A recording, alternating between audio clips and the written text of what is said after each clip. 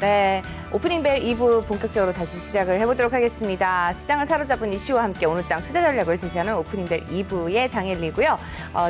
저희 또 이 시간을 함께해 주실 전문가분 모셔보겠습니다. 누군지 함께 확인해 보시죠.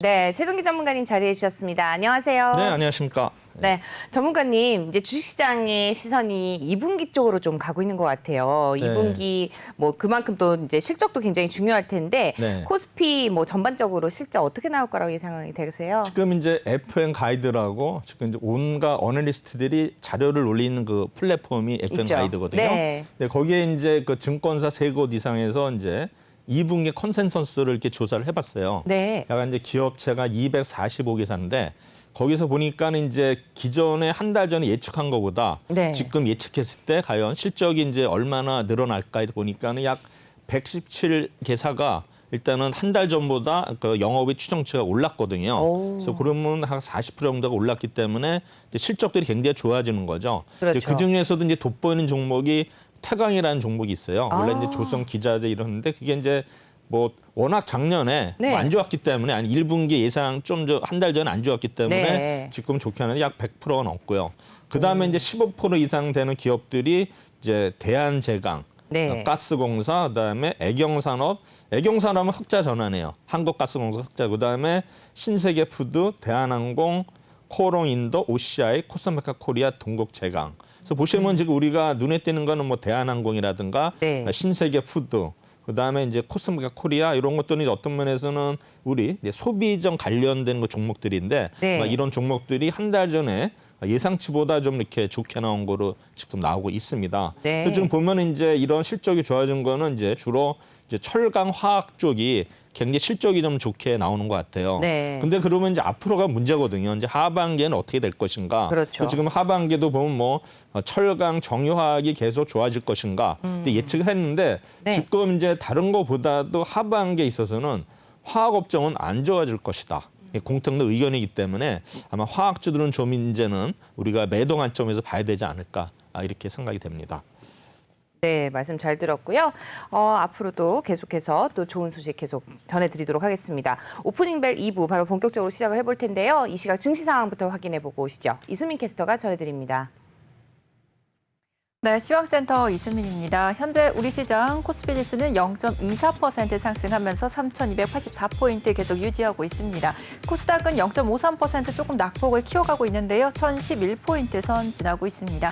자, 매매 동향 한번 살펴보시면 코스피는 외국인이 962억 원, 기관이 144억 원 지금 통반 매도세 들어오고 있고요.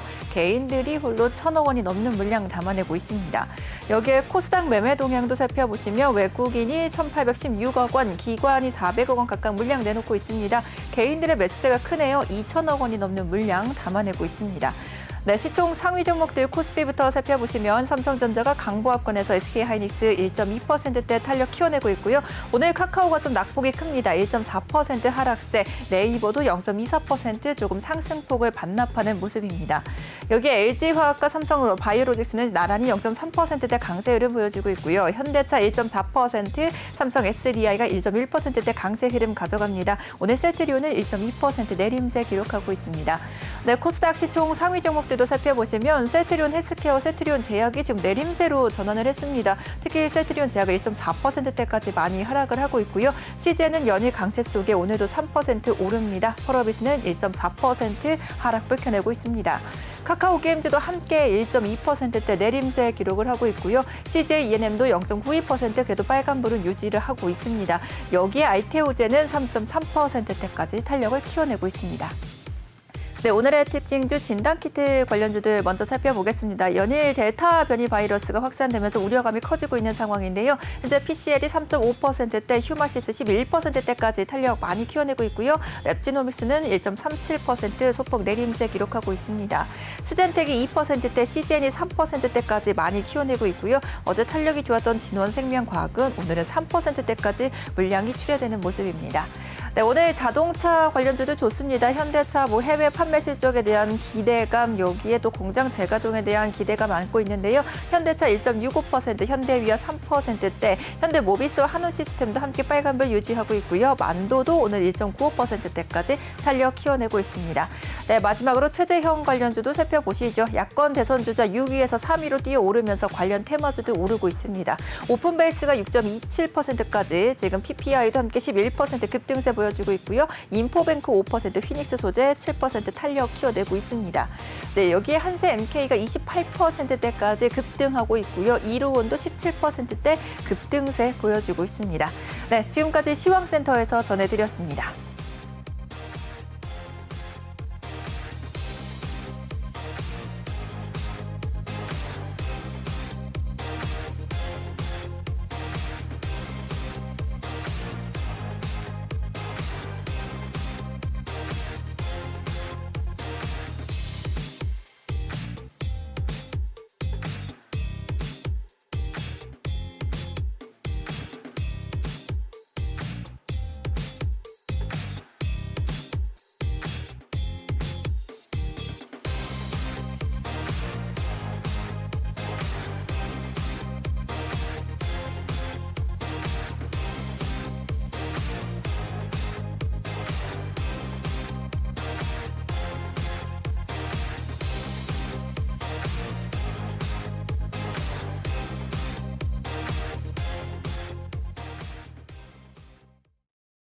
네, 이 시각 증시 상황 확인해보고 오셨습니다. 코스피 상승세 기록하고 있고요. 코스닥이 하락세로 전환을 했죠. 뭐 진단키트 관련주와 자동차 그리고 최재형 관련주가 좀 눈에 띄는데요. 우선 전반적인 분위기부터 좀 살펴보겠습니다. 전문가님 어떻게 보세요? 일단 오늘도 뭐 미국 시장이 나스닥이 좀 오르지 않았습니까? 네, 그랬죠. 최고치 갱신하면서 이제 우리나라도 이제 그러한 영향을 받는다 생각했는데 일단 테슬라 주가가 이제 많이 올랐던 것 같고요. 그래서 우리나라 지금 시장 보면은 지수는 오르지만 지금 뭐 상승보다는 하락 종목이 훨씬 많은 장이 되고 있는데 지금 이제 중요한 거는 어제부터 제가 이제 외국인들이 어떤 선물 일단 포지션을 보니까는 어제 뭐 대량 순매수가 들어오면서 선물이 지금 다시 순매수로 전환이 됐거든요. 네. 오늘도 역시 외국인들이 뭐 거래에서 코스닥에서 순매도를 보이고 있지만 실제로 선물에서는 지금 대량 순매수가 일어나기 있기 때문에 제가 볼 때는 외국인들이 아마 계속 선물의 순매수 기조를 유지한다 그러면 언젠가는 다시 선물하고 어떤 현물의 어떤 평가 차익을 내놔가지고 제가 볼 때는 외국인들이 조만간에 다시 순매수로 돌아설 가능성이 높다고 보거든요. 그래서 그런 포인트를 봐서는 아마 이제 우리 7월 초에 삼성전자 실적 발표가 있기 때문에 아마 그쪽에서 실적이 만약에 좋게 나온다면은 지수가 이제 급등을 할 수 있는데 아마 외국인들이 아마 선물에 대해서 미리 선취매를 하는 거 아닌가 생각이 되면서 진짜 실적이 좋게 나오면 아마 거래소에서도 아마 대규모 매수가 일어날 수 있다 생각이 되기 때문에 우리가 지수 관련주들 뭐 삼성전자라든가 하이닉스에다 이런 종목, 현대차 이런 종목들 우리가 아마 조금 더 조정을 있을 때는 우리가 한 번 더 매수 타임으로 봐야 되지 않느냐. 단기적으로 봤을 때 물론 네. 이제 실적이 나쁘게 나면 어쩔 수 없지만 그렇죠. 현재로서는 지금 뭐 종목들 자체가 어떤 펀더멘탈하게 움직이는 게 아니거든요. 지금 보시면 우리 상승률 상위 종목 보면 전부 다 뭐 테마주들이 움직이는데 맞습니다. 그중에서도 뭐 진단키트 아니면은 정치인 관련주들이 계속 장을 주도하기 때문에 사실 우리 일반 투자자 입장에서는 야, 저 종목을 지금 내가 사야 돼 막 이런 아마 갈등을 많이 느끼실 거예요. 그렇죠? 그렇지 않습니까? 근데 그 타이밍 항상 보면은 자기가 팔 때가 바닥이기 때문에 제가 볼 네. 때는 일단 2분기 실적 아까도 보니까 많은 기업들이 지금 영업이익 컨센서스를 상향 조정하고 있기 때문에 네. 지금은 어느 정도 우리가 영업 실적이 나올 때까지는 우리가 한번 버티는 이런 전략이 필요하지 않을까 생각이 되고요. 그다음에 정치인 관련주는 역시 이게 항상 흐름을 타거든요. 이게 5년마다 이제 이런 그 세력들한테는 이게 뭡니까? 큰 어장이거든요. 어떤 면에서. 그래서 아마 네. 여기서 크게 이제 벌려는 그 세력들이 많기 때문에 조금이라도 여기에 이제 편승하면 또 우리가 상대적으로 박대감을 느끼지 않을 수 있으니까 네. 뭐 전 볼 때는 이거를 뭐 하지 말라 이런 거 보서는 만약에 하게 되면은 어느 정도는 조금 정도는 우리가 같이 네. 시장을 따라서 가는 게 좋지 않을까 이렇게 생각을 합니다. 네, 잘 들었습니다. 뭐 상승률이라든지 하락률 측면에서 눈에 띄는 종목이 있을까요? 일단 뭐 체제형 관련주, 네. 그다음에 진단 키트 관련주들 네. 이런 게 눈에 띄네요. 네, 그 정도만 네. 확인을 해볼 수 있겠고요. 자동차 관련주도 좀 좋은 흐름을 계속 보이고 있다는 점 다시 한번 짚어드리면서 잠시 후 저희는 보다 흥미로운 내용으로 다시 돌아오도록 하겠습니다. 네, 채널 고정해 주세요.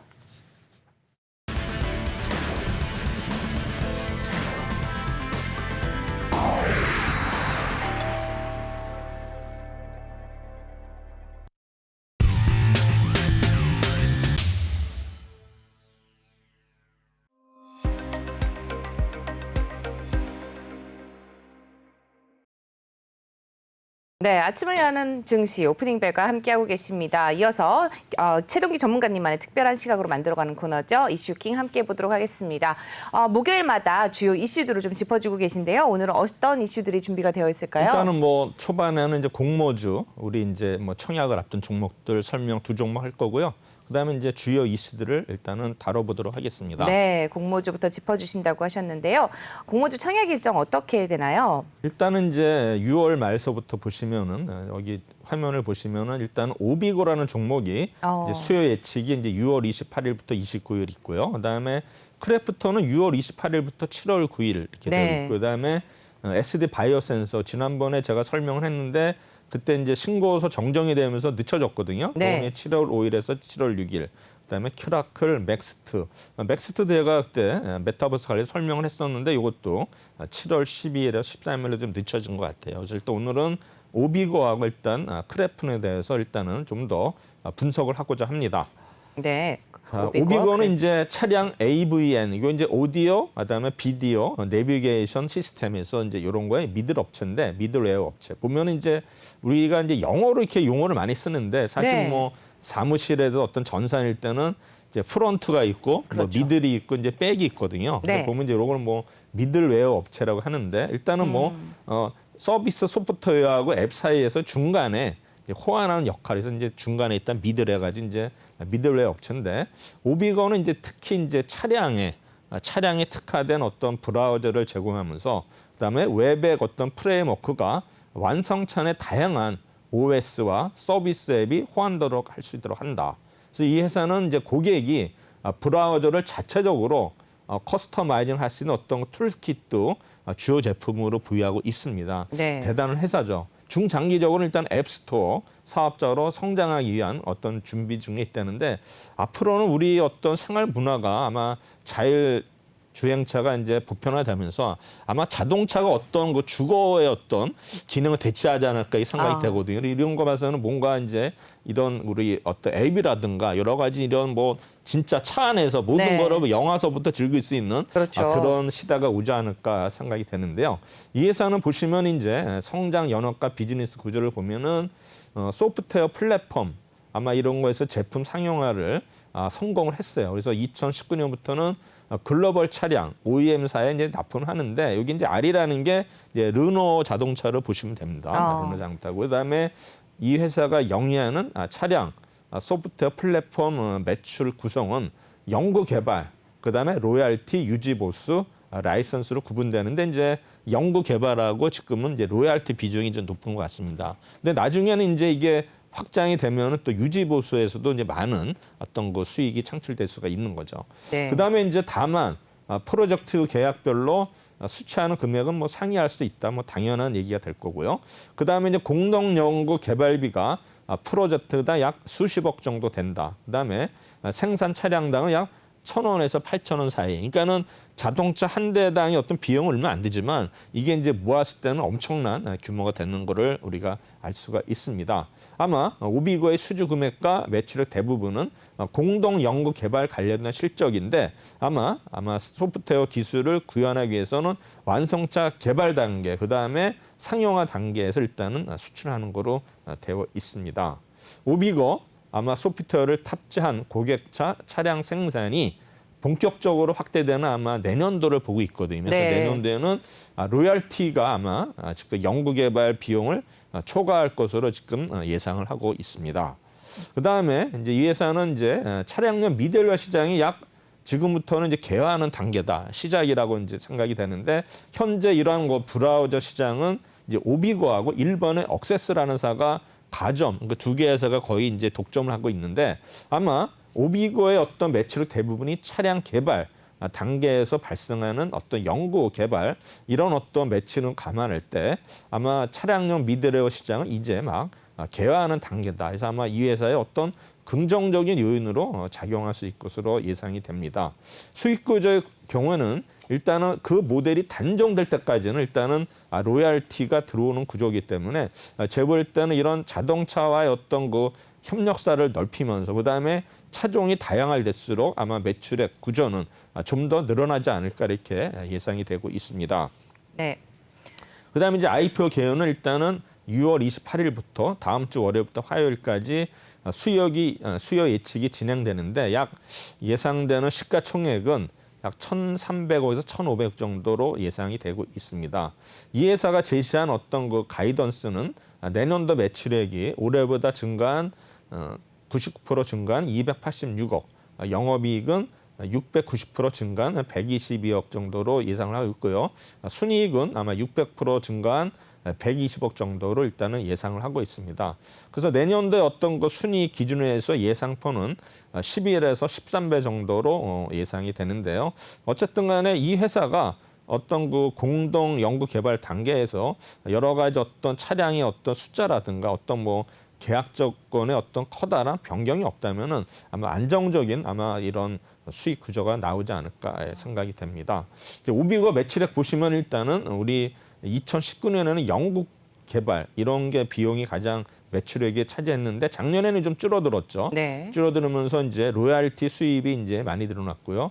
요거는 이제 1분기이기 때문에 이제 큰 의미는 없다고 생각하시면 됩니다. 그래서 결론은 일단은 이제 연구 개발비에서 로얄티를 이제 넘어가고 그다음에 네. 이제 나중에는 이제 유지 보수 쪽도 이제 올라가지 않을까 이렇게 예상을 하고 있고요. 실적 자체를 보시면은 작년, 재작년 적자였지만 이번에 1분기에는 이제 흑자로 전환이 된 모습. 뭐 네. 금액 얼마 안 돼요. 1억밖에 안 되지만 그래도 흑자 전환을 했다는 게 아마 의미가 있다고 보시면 될 것 같습니다. 그다음에 뭐 차량 신차 개발 및 출시 프로세스 오비의 사업 단계인데 일단 뭐 출시부터 여러 가지 뭐 계속 개입이 되고 있는 거를 볼 수가 있고요.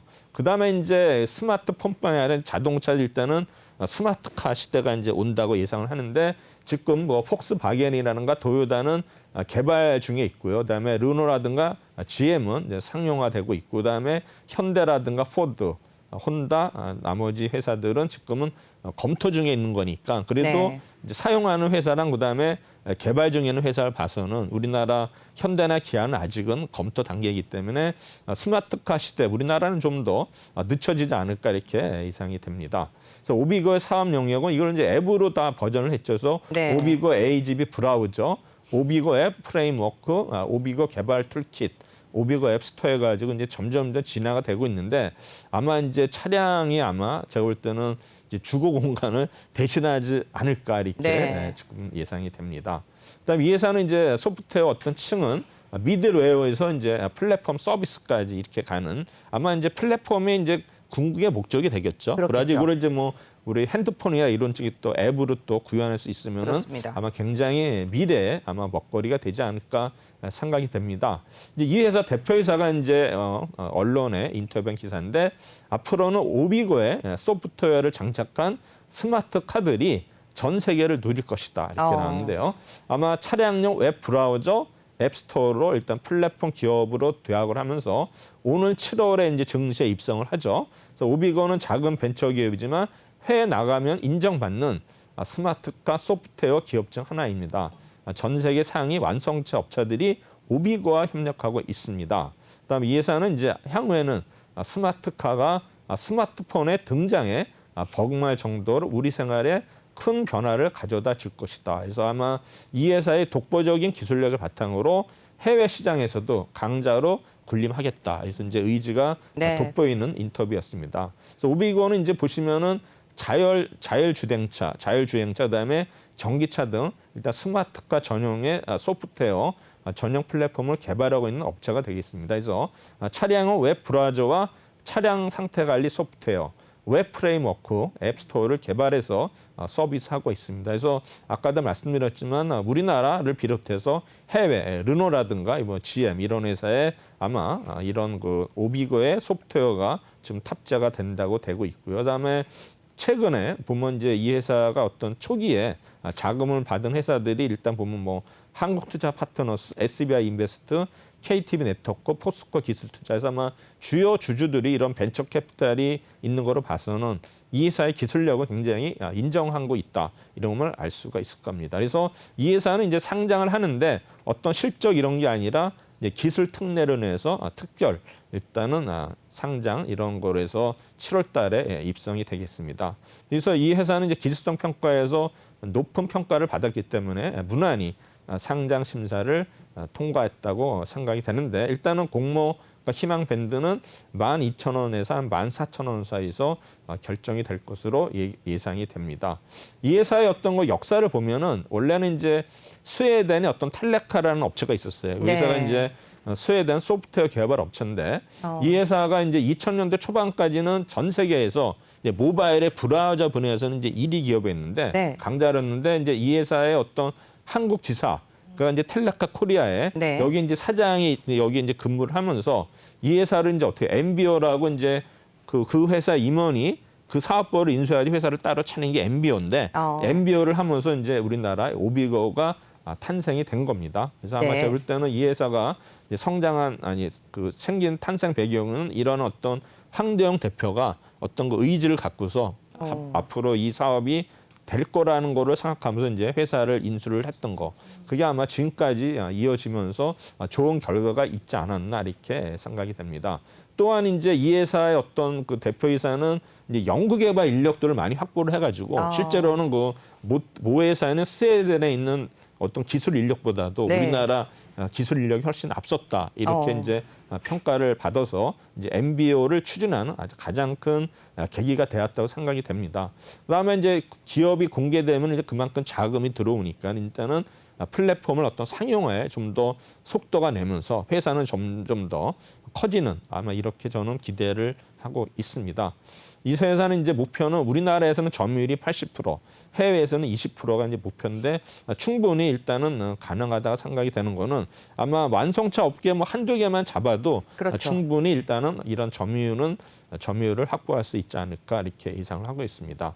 어쨌든 간 이 회사는 모든 차량에 소프트웨어를 탑재함으로써 로열티를 받는 구조. 그다음에 나중에는 이제 단종될 때까지 또 AS 유지 보수를 하기 때문에 이러한 어떤 그 수입 자체가 수수료 수입이 매출에서 상당한 부분을 차지 않을까 이렇게 예상이 됩니다. 그래서 제가 볼 때는 뭐 공모주는 당연히 청약을 해야겠지만 물론 이제 100%는 아니에요. 그래도 어쨌든 간에 뭐 10개 상장이 되면 9개는 수익이 크게 나기 때문에 뭐 1개 정도 뭐 마이너스 난다 해서 뭐 그거를 마이너스 날 종목이 어느 거냐 해서 그걸 분석할 시간에 그냥 마음 편하게 일단은 청약을 하시는 게 좋지 않을까 생각이 됩니다. 그래서 이제 기업 개요는 뭐 얘기했지만 공모주 다 아시는 거고 뭐 대표이사는 황도연, 본점은 판교로 삼평동에 있습니다. 전자무역센터 한층인데 사실 판교 보시면 이제 삼평동이 거의 뭐 메인이라고 보시면 됩니다. 그래서 매출액은 뭐 좋지만 작년에 순이익은 적자지만 이제 1분기에 흑자 전환이 됐다는 거에서 주관사는 NH투자증권이고요. 수혜측은 6월 28일, 29일, 청약은 7월 1일에서 2일, 상장 예정일을 약 7월 11일 정도로 보고 있는데 아직 뭐 확정되지는 않은 것 같습니다. 그다음에 이제 매출 현황은 뭐 여기 내수 수출인데 공동 연구 개발 역시 내수가 일단은 많은 것 같고 그다음에 로얄티는 수출 쪽이 해외가 많고요. 그다음에 유지 보수도 수출 이쪽이 많은 거로 보고 있는데 나머지 뭐 부분은 좀 미미하기 때문에 생략하도록 하겠습니다. 재무 현황도 뭐 계속 적자였다가 1분기에 1억 3천만 원 일단 영업이익이 흑자로 전환이 됐다는 거를 말씀드리고요.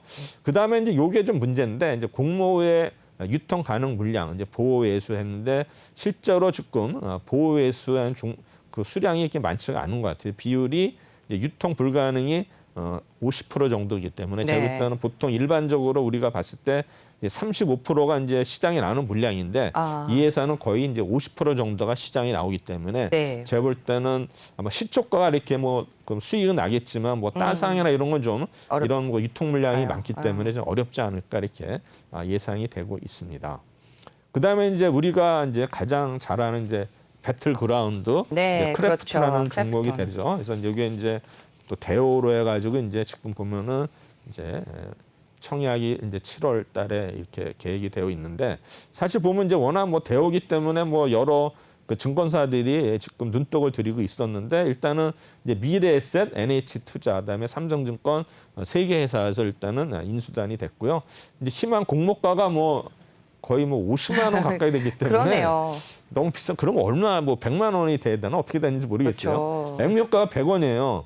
그러면 지금 우리 뭐 어마어마합니다. 삼성전자 이런 거보다는 훨씬 아마 비싼 가격일 텐데 과연 이 종목을 만약에 청약을 해서 아마 네. 얼마나 많은 수익이 날지는 모르겠지만 사실 게임주라는 게 항상 뭐 새로운 게임이 나올 때마다 사실 그 회사들은 주가는 오르지만 다른 종목들은 빠지기 때문에 제가 게임이라는 게 물론 이제 저는 이 뭐 배틀그라운드 안 해봐서 모르겠어요. 사실 제가 이제 약한 부분이 이제 게임 아닙니까? 게임을 뭐 해봤어야죠. 네. 근데 어쨌든 간에 뭐 이렇게 뭐 그 증권사라든가 뭐 언론에 나온 거 보면은 뭐 대단한 어떤 게임으로 생각이 돼요. 배틀그라운드가. 그래서 보면 이제 수요 예측이 6월 28일에서 7월 9일, 청약은 이제 7월 중순입니다. 그다음에 네. 납입일은 7월 19일, 뭐 상장일은 일단 7월 말이기 때문에 일단 한 달 정도 일단은 남았다고 보시면 될 것 같습니다. 네. 그래서 공모 가격이 제가 볼 때는 아마 50만 원 내외에서 결정되지 않을까 생각이 되는데 회사는 이 회사는 이제 어떤 회사냐? 게임의 개발 및 퍼블리싱을 주사업으로 하는 글로벌 게임 회사로서 동사의 첫 개발 타이틀이 일단은 테라예요, 테라고 네. 그다음에 대표 게임은 이제 배틀그라운드. 그다음에 최근에 작년 12월에 출시를 한 그다음에 이런 어떤 게임인데 이게 이제 에일리언이거든요. 아마 네. 올해는 이제 아마 북미라든가 유럽 시장에 출시 예정인데 어쨌든 간에 이러한 어떤 그 다양한 게임을 개발하고 있는 회사가 되겠습니다.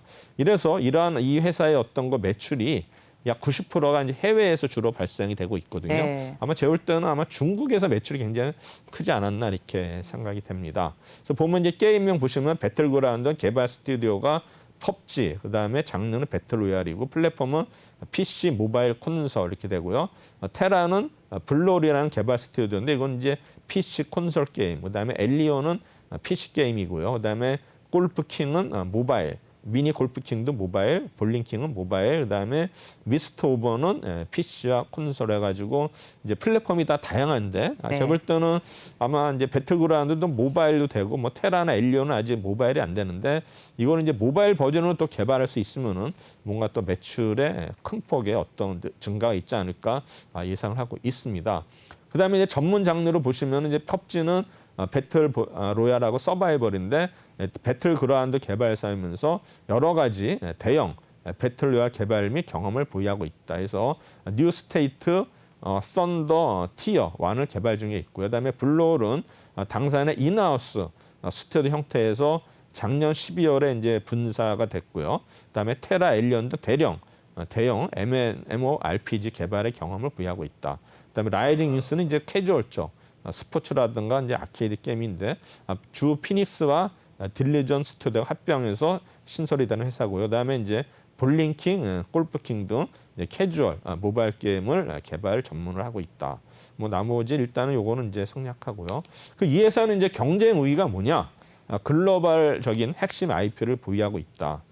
게임 시장에서는 이제 초기 이용자 유입에 가장 영향을 미치는 게 이제 핵심 IP거든요. 그래서 그렇죠. 아마 핵심 IP가 이제 이용자 유입에서 가장 큰 영향을 미치고 있는데 아마 왜냐하면 이제 핵심 IP는 시간이 경감에도 불구하고 스테디셀러로서 이용자들의 이제 관심을 꾸준히 받기 때문에 아마 자체적으로 아마 팬층을 많이 보유하고 있어가지고 인지도 면에서 다른 신작 게임보다는 유리한 고지에 있다 이렇게 생각이 되고요.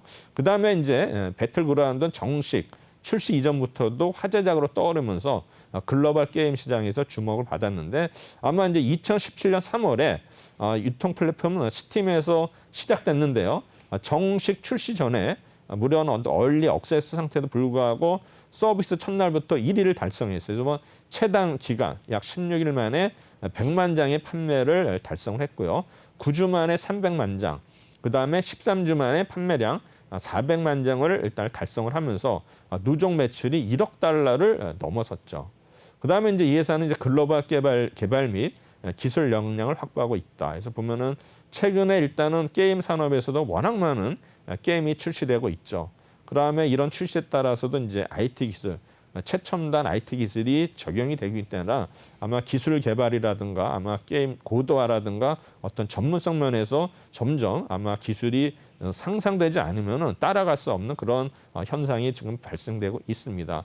또한 이제 이를 게임을 즐기는 이용자들도 이제 눈높이가 계속 높아지기 때문에 그거에 맞춰서 계속 업그레이드를 해야겠죠. 아마 제가 볼 때는 그래서 이제 게임에 대한 어떤 난이도가 점점 이렇게 늘어나고 있다, 올라가고 있다고 생각이 됩니다. 또한 이제 이 회사는 이제 핵심 IP가 이제 배틀그라운드인데 다양한 문화를 경험한 글로벌 탤런트 조합에 기인하는데 아마 이 회사는 당사는 전 세계 권역에서 글로벌 개발팀을 확보하고 아마 시스템을 이제 구축하고 있다고 생각이 됩니다. 예를 들어서 이 회사는 이제 건플레이 구현인데 과거에는 탄도의 움직임은 좀 레이저 해가지고 직선으로만 구현이 됐는데 지금은 이제 곡선이라든가 다양한 어떤 방향에서 할 수 있는 그런 어떤 거를 구현할 수 있는 기술을 확보하고 있다고 합니다. 그래서 제가 볼 때는 이러한 어떤 그 감각을 가진 엔지니어가 이제 확보하는 게 가장 관건인데 이 회사는 이런 엔지니어들을 다량으로 일단은 가지고 있다는 게 아마 제가 볼 때는 장점이 아닌가 생각이 됩니다. 그다음에 글로벌 라이브 서비스 역량인데 사실 보면 이제 이런 게임이든 뭐든 보면 이제 음악 같은 이제 언어 장벽이 있는데 네. 사실 음악은 이제 언어 장벽이 크고 게임은 이제 언어 장벽이 조금 약하다고 그렇게 생각이 되거든요. 그래서 그렇다 하더라도 이 회사는 이제 현자의 어떤 거 이렇게 맞게 그러니까는 게임을 만드는 거예요. 미국 동남아 여러 가지 이제 그런 언어뿐만 아니라 이제 현자에 맞는 환경을 위해서 개발하기 때문에 그게 이제 큰 장점이 되겠죠. 그래서 제가 볼 때는 이러한 어떤 거 아마 최근에 예를 들어서 원빌드 방식의 진출은 점점 어려워진다. 그러니까 이제 계속 다양한 게 그 나라의 환경에 맞는 그런 게임을 개발할 수 있다는 게 이제 이 회사의 어떤 글로벌 라이브 서비스 역량으로 생각이 됩니다. 그래서 제가 볼 때는 이 회사도 이런 어떤 강점이 있기 때문에 계속 자신 있게 게임을 런칭하지 않은가 생각이 되고 그다음에 이제 멀티 플랫폼 컨버팅 기술력이 있다 그래가지고 이제 주요 수혜층에 대한 이해들을 바탕으로 PC에서 모바일, 콘솔 하나의 게임의 IP를 변환해가는 일단 멀티 플랫폼 변환 영역이 또 이 회사의 경쟁력인데 지금 보면 이제 게임을 원래 이제 모바일 버전, 콘솔 버전을 이제 만들 때 처음부터 이렇게 해서 접근해서 만드는데 이제 이 회사는 그게 아니라 하나의 게임을 만들고 나서 이제 모바일이든 콘솔이든 PC든 이거를 또 그거에 맞게 또 개발할 수 있기 때문에 이런 게 굉장히 어렵다는 거죠. 처음부터 아예 모바일에 맞게 개발했으면 거기에 특화가 되는데 그렇죠. 이 회사는 그 하나의 게임에서 다시 세분화할 수 있는 그런 능력을 가지고 있다는 게 이제 이 회사의 장점이죠. 이게 이제 멀티 플랫폼 컨버팅 기술력이라 합니다. 근데 이 회사가 이제 악재가 나왔어요. 뭐냐면 이제 지금 이제 중국에서 뭔가 도움을 받지 않냐라지 네. 그런 루머가 있었는데 계속 부인을 하다가 이번에 신고서 제출하면서 네. 텐센트에서 로열티를 받다는 걸 인정을 해버렸어요. 그래서 보시면 이제 중국의 모바일 게임 시장은 2019년 기준 204억 달러 규모로서 전 세계 1위의 시장에 해당이 됩니다. 당사는 중국 시장에서 텐센트가 개발하고 서비스하는 화평 정형에 대해 테크놀로지 서비스를 제공받고 수익 배분 구조에 따라 수수료를 받고 있습니다. 향후 중국 내에서 게임 관련 규제가 확대되거나 중국의 정치적 불확실성이 증가되는 경우 당사가 이로 인한 영향을 받을 수 있고 이러한 상황이 실제 발생하는 경우 당사 사업, 재무 상태 및 영업 실적에 부정적인 영향을 미칠 수 있습니다. 지금 발표를 했는데 네. 제가 이따가 뉴스 그 이슈 시간에 이걸 다시 또 아마 시간이 되면은 네. 얘기할 수 있는 시간이 될 것 같습니다. 네. 그래서 일단은 이 회사 이제 매출에 나온 우리 배틀그라운드 테라가 이제 모바일 버전이 가장 매출 비율이 80%에서 차지하고 있는 걸 볼 수 있고요. 별도 기준도 마찬가지고요. 그다음에 이제 가격이 32,000원 정도예요. 달러도 30불이니까 대개 볼 땐 제가 네. 32,000원에서 33,000원 정도 이렇게 서비스 가격을 보시면 됩니다. 그래서 판매 경로는 뭐 게임 공급해가지고 이제 게임 개발해가지고 온라인 게임은 이렇게 되는 거고 모바일 게임 그다음에 이제 콘솔 게임 이렇게 되고 그다음에 판매 경로에서 사전 모집은 뭐 일단은 웹사이트를 등록해서 모집하는 방법이고 그다음에 이제 매체 광고는 뭐 온라인 모바일이라든가 TV 매체 뭐 오프라인 광고 브랜드 이벤트 뭐 이거는 뭐 일반적인 우리가 이제 판매 마케팅의 판매 전략으로 볼 수 있고요. 그래서 일단은 이제 공모주 관련해서는 일단 오비고하고 이제 크래프톤 두 종목을 분석을 했고요. 네. 이제 지금부터는 이제 이슈로 들어갑니다. 네. 주요 뉴스인데 아마 어떤 이슈들이 뭐 있는지. 여러분들은 뭐 이미 다 아시는 내용일 수도 있지만 한번 이렇게 복습하는 개념으로 생각하시면 아마 편안하지 않을까 이렇게 네. 생각이 됩니다. 시청자분들께서도 최동기 전문가님의 코너가 재밌고 유익한 정보가 많다고 댓글을 또 달아주셨어요. 그렇습니까? 네. 자, 어떤 이슈들이 있는지 함께 살펴보도록 하겠습니다. 네, 그래서 보면 네. 또 이제 배달해가지고 이제 요기요가 또 있어요. 요기요. 아, 네. 뭐 배달의 민족, 뭐 쿠팡 있는데 요기요가 사실은 이 업체예요. 이 업체인데 이제 지금 쿠팡이 이제 치고 올라가고 있거든요. 네, 지금 쿠팡 이제 이츠가 있죠. 이거 이제 입찰이 이제 연기가 됐어요. 지금 보면 이제 그 이베이도 지금 신세계가 거의 이제 인수하는 걸 봐서는 이제 요기요도 분명히 이제 뭐 신세계라든가 롯데가 눈독을 들일 것이다 했는데 어쨌든 간에 요기요 입찰이 일단은 좀 늦춰졌다는 건데요. 아마 이달 말로 일단은 일정이 수년이 됐는데 아마 8월 말까지가 일단은 매각의 데드라인인데 그거는 이제 뭐 지킨다고 이렇게 생각을 하고 있는데 일단은 뭐 이게 호재냐 악재냐 이제 평가를 두고서 의견이 분분한데요. 아마 새로운 원매자 물색은 일단은 호재지만 아마 신세계가 일단은 이베이 인수함으로써 이탈이 됐기 때문에 아마 또 이게 악재가 아닌가 이렇게 생각이 네. 됩니다. 그래서 지금 보면은 아마 투자은행 IB업계에 따르면은 요기요 운영사가 독일의 딜리버리 히어로거든요. 그다음에 이제 매각 주관사가 이제 모건 스탠리인데 아마 본입찰 기한을 연장을 했다 이렇게 했는데 일단은 제 볼 때는 원래는 이제 신세계와 사모펀드 운영사인 MBK 파트너스, 어피너티 에코티 파트너스, 퍼미라, 베인 캐피탈 등은 숏 리스트. 이게 이제 적격 인수 후보인데 아마 실사 작업을 이제 마쳤다고 이제 나와 있습니다. 그래서 요기요 봉이차를 연기를 두고서 이제 이베이 코리아 매각이 아마 영향을 받았다 이렇게 분석이 나오고 있는데요. 아마 제 볼 때는 아마 이베이 코리아 인수전이 막빠진 상황에서 네. 아마 요기요가 이제 매각전에 나서면서 아마 제 볼 때는 반드시 이제 성사시키겠다 뭐 주관사는 하지만 좀 상황 자체가 조금 이렇게 불리하게 가지 않는가 생각이 됩니다. 아마 제 볼 때는 이제 공정거래위원회에서 매각 1차 데드라인 시점이 8월 초거든요. 그래서 아마 제 볼 때는 이제 2달밖에 안 남았는데 네. 2달이 안 남았죠. 그렇죠. 한 달 아마 보름 정도 남았는데 아마 빨리 아마 그 결정을 해야 되지 않을까. 사실 이런 어떤 M&A의 가장 무서운 데가 이제 공정거래위원회거든요. 네. 아무리 뭐 자기네끼리 계약을 했더라도 이제 공정거래위원회에서 어떤 시장 점유율이 어떤 독점 구조로 가면 이제 인정을 안 해주거든요. 그래서 이제 그런 게 이제 공정거래위원회는 굉장히 무서워요. 그 여기는 저기 검찰권이 있어요. 그래서 아마 공정거래위원회라든가 뭐 식약처 이런 데는 네. 조심해야 돼요.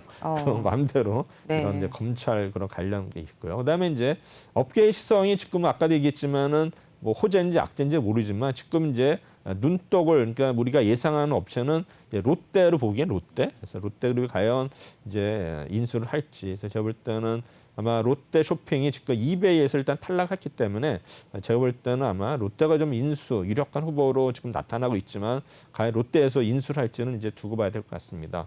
그다음에 이제 이 회사는 보면은 그 지금 뭐 2위를 차지하고 있지만 이 배달의 민족하고 너무 차이가 나요. 배달의 민족이 이제 78%거든요. 네. 그다음에 이제 여기는 20%가 이제 가까스로 19.6%이기 때문에 차이가 워낙 나기 때문에 그러네요. 그다음에 이제 쿠팡도 한 13% 정도 되거든요. 그래서 제가 볼 때는 지금 이제 쿠팡이 치고 올라오는 게 워낙 네. 무섭기 때문에 아마 요기요가 또 뭐 쿠팡한테 밀릴 수도 있기 때문에 그게 이제 매각에 가장 걸림돌이 되지 않을까 생각이 되는데 요기요도 일단은 이제 매각을 앞두고서 여러 가지 뭐 이렇게 그 뭐 상품권이랑 이런 걸 발행하는 것 같아요. 그래서 여러 가지 이제 점유율을 유지를 위해서 굉장히 노력하는 모습이 있다가 되는데 과연 이제 성공을 할지는 모르겠습니다. 그래서 일단은 요기요 지금 보시면은 시장 점유율이 요기요가 약간 차이가 있지만 17.8% 쿠팡이 13%에서 별로 차이가 없어요. 여기 네. 보면은.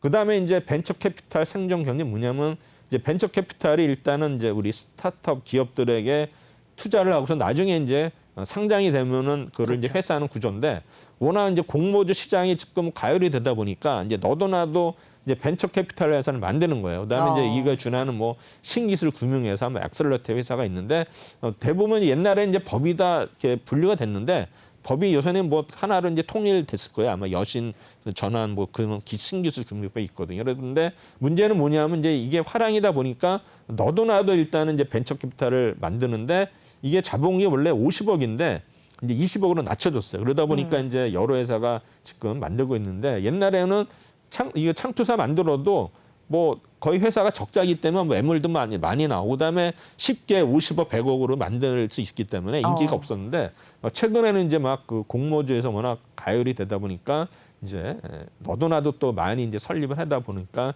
이런 문제점이 뭐냐면은 이제 투자처가 없는 거예요. 그러니까 뭐냐면은 투자 대상이 이제 한정돼 있는데 네. 캐피탈 수가 워낙 많이 많고. 늘어나니까 네. 이것도 뭐 인맥이나 뭐가 없으면은 물건을 따를 수가 없기 때문에 이제 유명무실한 거죠. 그리고 이제 창투사의 어떤 인력들이 네. 급여가 굉장히 높거든요. 그렇겠죠. 그렇기 때문에 이제 유지가 계속 힘들 것 적자만 이제 지속되다 보니까 이제 이런 현상이 되기 때문에 아마 제가 볼 때는 이제 벤처 캐피탈도 아마 조만간에 아마 물량이 시장에 매물이 많이 나오지 않을까 이렇게 생각이 됩니다. 네.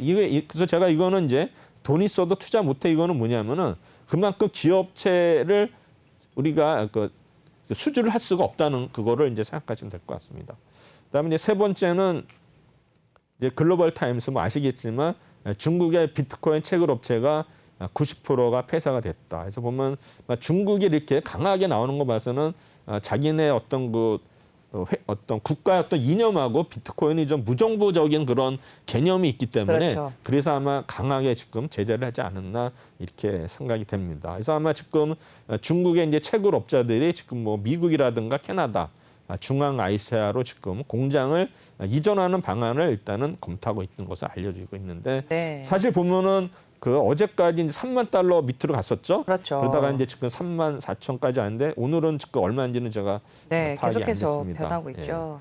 그다음에 이제 핫한 이슈가 이제 한국은행의 이제 기준금리 인상인데 지금 대신증권에서는 올해 11월하고 내년 하반기 이제 두 차례나 인상 전망해가지고 현재 기준금리가 0.5%인데 내년까지 두 번이 인상이 되면 이제 1% 정도로 갈 수 있다고 생각하는데 사실 금리에 대해서는 제가 1%면 잘 와닿지가 않는 게 우리 IMF 때 뭐 금리가 네. 삼성, SDI 이런 게 뭐 회사채가 34%까지 간 적이 있었거든요. 네. 그럼 뭐 그때만 해도 보통 20% 회사채 금리 15% 보다가 지금 뭐 1%, 0.5%는 제 기준 이해가 안 가요. 근데 어쨌든 간에 지금 뭐 1%에서 0.1이 왔다 갔다 해도 뭐 굉장히 그 시장에 이제 쇼크를 주는데 이거 옛날에는 사실 뭐 1, 2%는 아무것도 아니었거든요. 네. 채권 수익률. 근데 이제 세상이 이제 많이 이렇게 바뀐 변한 거죠. 거죠. 네. 그래서 지금 근데 문제는 뭐냐면은 이제 어제 김부겸 총리가 한국은행에 대해서 이해를 하지만 일단은 재정 당국과 논의할 필요가 있다가지고 좀 이렇게 제동을 거는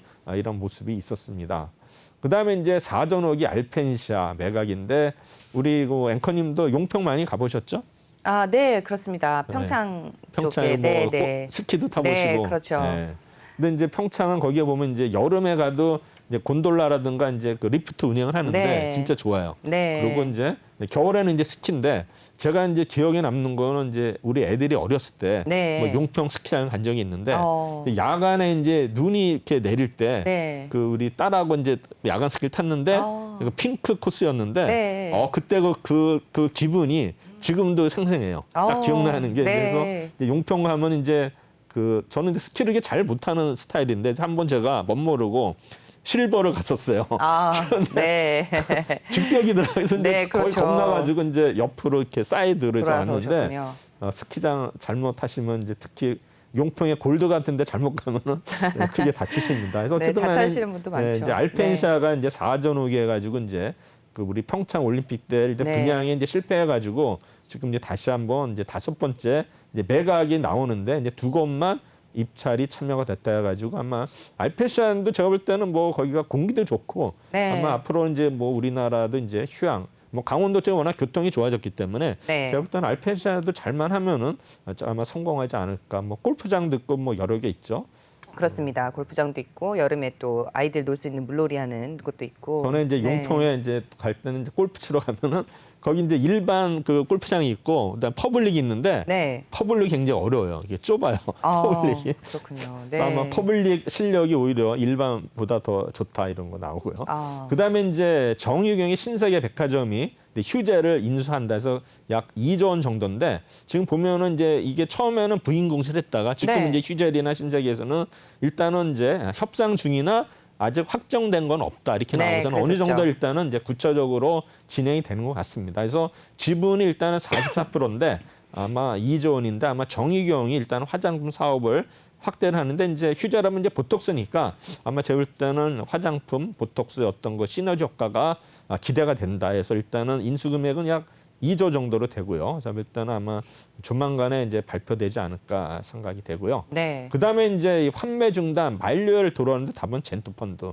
사실 투자사들이 네. 이런 이제 환매가 안 된다는 건 이제 회사가 문을 닫아야 되거든요. 이게는 제가 봐도 이거는 용납이 안 되는 거예요. 네. 그만큼 운영을 잘못한다는 거 아닙니까? 그러니까는 제가 볼 때는 막 너도 나도 뭐 지금 뭐 라임사부터 이런 펀드 이런 운영하는 사람들이 좀 이게 모럴 해저드가 있지 않았나 이렇게 생각이 되거든요. 사실 보면은 아무리 뭐 이렇게 좋은 어떤 펀드를 하더라도 이제 거기에 투자하는 상품이 문제거든요. 네. 역시 이제 파생이 관련된 DLS 때문에 이제 문제가 되는 건데 네. 제가 볼 때는 이것도 뭐 라임 펀드처럼 아마 문제가 많이 될 것 같아요. 이게 규모가 약 2조 정도 되는 것 같은데 기한이 이제 다음 달 9일이 이제 1년 전에 이제 잡았는 건데 지금도 뭐 저 요원한 것 같아요. 제가 네. 이것도 또 제2의 뭐 라임 사태가 되지 않을까 생각이 되는데 제가 볼 때 뭐 DLS 형태라 가지고 이제 파생 쪽이에요. 딜리버리티 했는데 뭐 키움, 삼성, 우리은행인데 약 1조 원이 넘는다 하는데 아마 굉장히 클 거로 예상이 됩니다. 그래서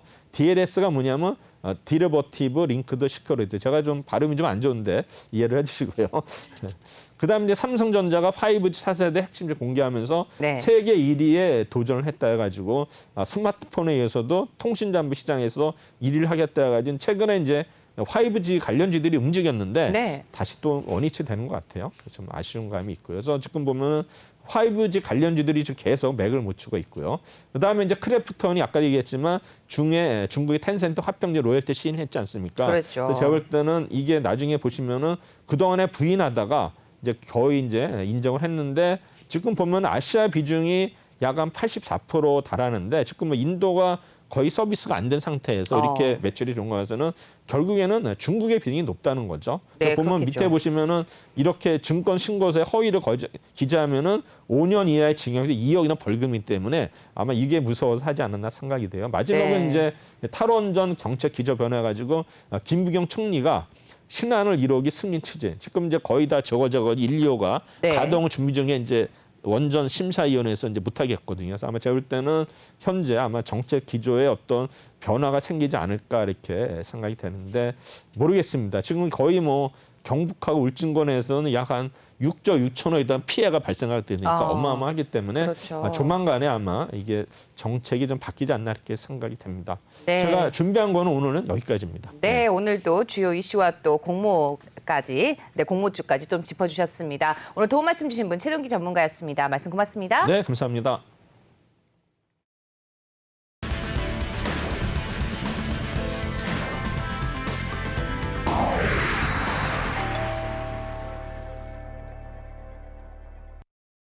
네, 오프닝벨 2부도 어느덧 마무리할 시점이 됐습니다. 저희 항상 다양한 이슈로 여러분들 찾아오고 있는데요. 내일 아침에도 다시 찾아뵙도록 하고요. 오늘 여기까지 하겠습니다. 오늘도 시청해주셔서 고맙습니다.